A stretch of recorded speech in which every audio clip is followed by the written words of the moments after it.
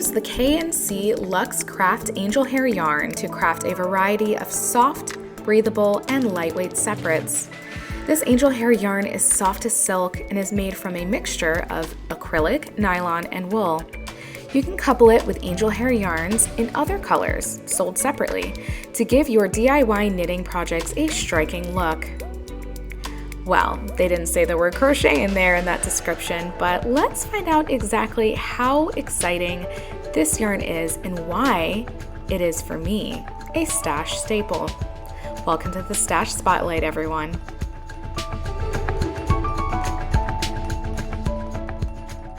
Hello makers, and welcome to an episode of the Stash Spotlight. I'm your host Nicole of Woven Tales Designs. Hey there.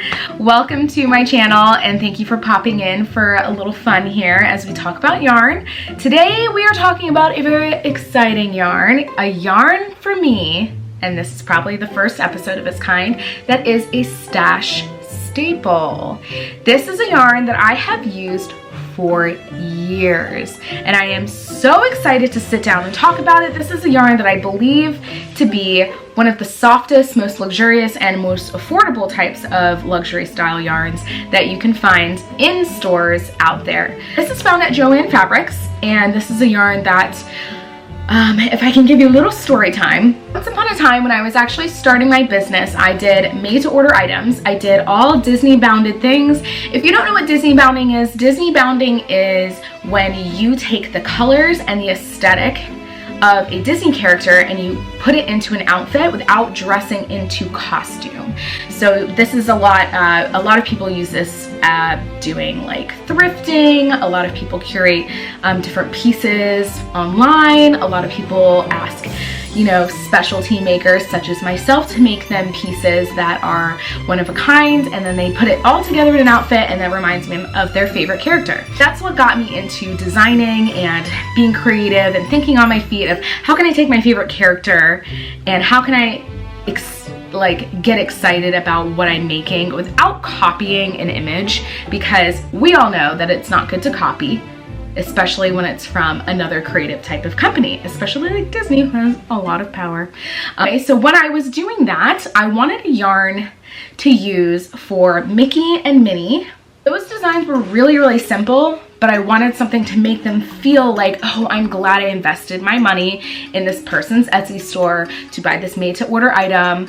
I wanted people to pay me for my time for making this, and this is one of the ways I did that, was by buying a yarn that was worthy of that luxurious feel without making me feel like I was working any harder in the designing. So that was made up in texture, and so hence when I went out shopping for yarn, I was so happy to come across, and I'm telling you years ago, this is probably like 4 or 5 years ago that I found this yarn. I was excited to come across K&C's Luxe Craft Angel Hair yarn. It is so soft and I love this yarn. It is a stash staple for me. This is a yarn that I have kept going back to because it's so unique.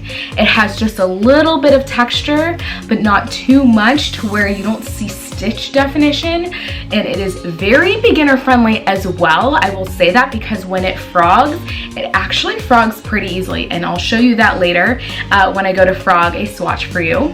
So right away, I know you probably want to know, okay, you say this is affordable, Nicole, how affordable is it? Well, it's actually only $6.99 a skein, which I think is a steal because of the amount of yards you get into it.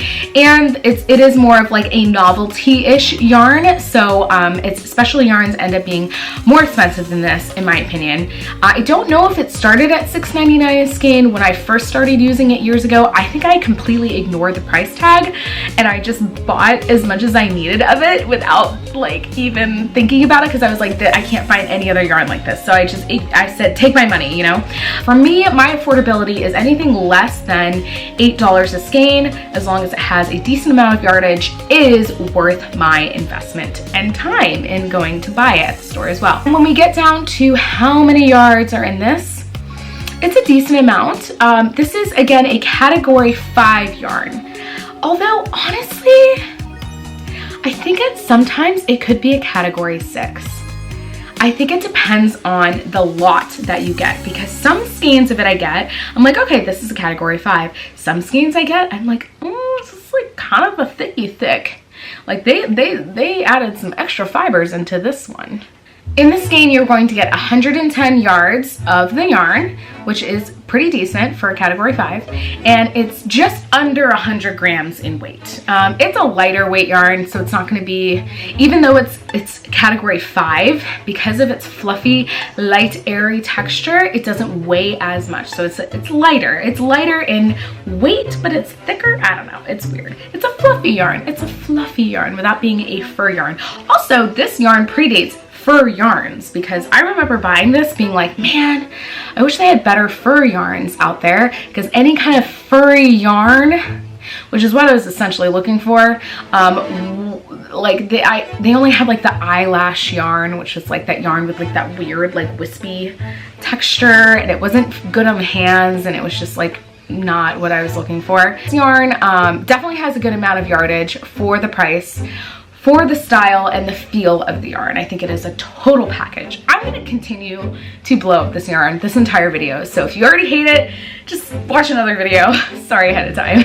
The color that I have chosen though to kind of show you today is lilac. It's a pretty good show of exactly how consistent the color is throughout the skein. They do have multicolored options. You'll see that later. It's overall a very consistent dyed yarn, which I appreciate very much, especially when you go to make something for an item that you're selling online. You want this to be the same every time you go to buy it. If it's a little bit different, that's okay, but you want it to be generally consistent. You want your buyers to come back and be like, you're a liar! That is not exactly the color that I chose, and I want my money back. You don't want that. That's a nightmare. So this is another reason why I've stayed with this yarn for years, because the consistency in color is awesome. Like, this is the same purple lilac color that it was years ago, and I really appreciate that, because my biggest pet peeve when I go to buy yarn was that the yarn colors changed over time. Even though the name stayed the same, the color changed dramatically, and it's like, how can you do that to me? I'm trying to run a business here. So now that we talked about kind of the initial talking points of this yarn, what's on the label, let's take a closer look, and I'm gonna hand you over to my voiceover, and let's see close up exactly what makes this yarn so fabulous and a stash staple for me in my business.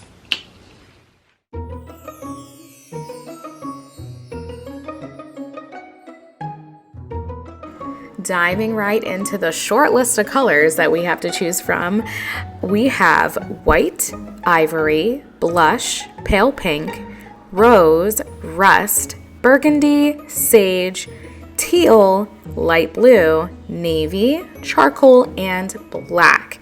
And those are just the solid colors. There are also colored skeins of yarn in variegated color tones. We have black and white, blue multi, blue taupe stripe, rust blue, and beige. Like I said, there's tons to choose from. Another reason why I love this yarn so much, and I believe it's a good blend of neutrals, cool tones, and warm tones. As I try to get a center pull for you so we can see what this yarn looks like, let me just inform you, this is 50% acrylic, 28% nylon, and 22% wool. And believe it or not, it actually washes up pretty easily. I would not recommend putting it in the dryer, and we're gonna see exactly why here. On the strand here, there is that, you see the little tiny strands of halo that are attached with a much finer piece of yarn, and it is possible to rip this yarn by hand, although I wouldn't recommend it because clearly that's not a good look. But yeah, look at that. As it pulls right off, there's just a strand that's made out of a finer piece of yarn, and it's twisted around that. So I would consider this a 2-ply, or you could call it a singular ply yarn with a wrap of a different material, which is probably what this nylon is here. And I do have to point out, as always, there is no stretch in this. It does have a bit of a bounce to it because of the slight buckle of the yarn, but there is no stretch in this yarn strand. It is super easy on the fingers though, and as you can see, I'm pulling it through my fingers. It just slides right through. It's soft as butter and light as a cloud. And here comes the problem child of the label that they put on this yarn. Online, it mentions that they want you to use a 10.5 millimeter hook for a category 5 weight yarn, which I find to be very large. But then on the label, it's a 6.5 millimeter hook that they suggest. So I would go with that. That's what I use to test this gauge swatch for you. You see that with single crochet, it ends up being really sturdy and a really dense stitch, so I wouldn't actually use single crochet for any projects with this yarn. I was able to match gauge row wise but not stitch wise, and once again their gauge was completely off. I'm not even going to put it up here because I am protesting it, but make your own judgment call when it comes to coming up with your own gauge for this yarn if you're going to use it for a project or a pattern. As promised, I will show you how this frogs.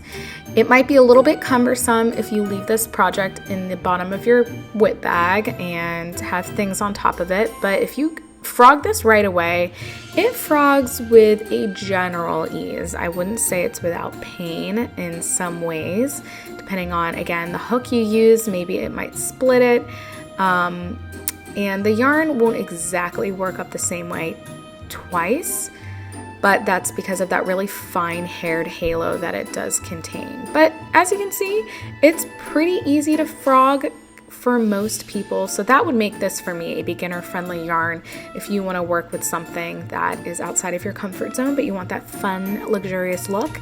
Take a whack at it, beginners. You might love it. And as always, I just wanted to show you what this looks like worked up with a personal project of mine. This is a recreation I'm working on of a scarf, a monster scarf. I think you can tell who the inspiration is. I made this last year. It was a huge hit. But anyway, I used double crochet stitches to work this up, and you can see how much looser they are compared to that single crochet stitch from the gauge swatch. Very, very fun. That fiber and that halo is just floating right on top of the project. Gives so much texture, so much personality, and definitely is a great yarn to dive in with if you need something like that to add some magic to your stitches in your own way. I hope you enjoyed listening to all those meat and potato talking points of the angel hair yarn. Let me know, is this something you've used before? Would you use it again? What are your pros and cons to this yarn? Leave a comment down below so not everyone is just listening to my voice and taking my word for it. It's good for us to add to our own community and to talk about all the yarn things. On that note, everyone, have a magical day adding magic to your stitches in your own way. I hope you have enjoyed this episode of Stash Spotlight, where I talk about my stash staple. Have a wonderful day adding magic to your stitches in your own way. I can't wait to see you once again for another episode of the Stash Spotlight. If you like this video, go ahead and give it a thumbs up, subscribe, and also I have other videos too, not just Stash Spotlight. So if you like vlogs or funny videos where I just live my best yarny life, go ahead and check those out. Those are also on my channel. And until next time, have a great day, everyone. See you later. I lied. Oh my god. Watch. Ugh. Woo-hoo. What do you got over there? What do you got over there? You know when you choke on your own spit? Wonderful, wonderful. Right into story time. Did I get that right? Excuse me.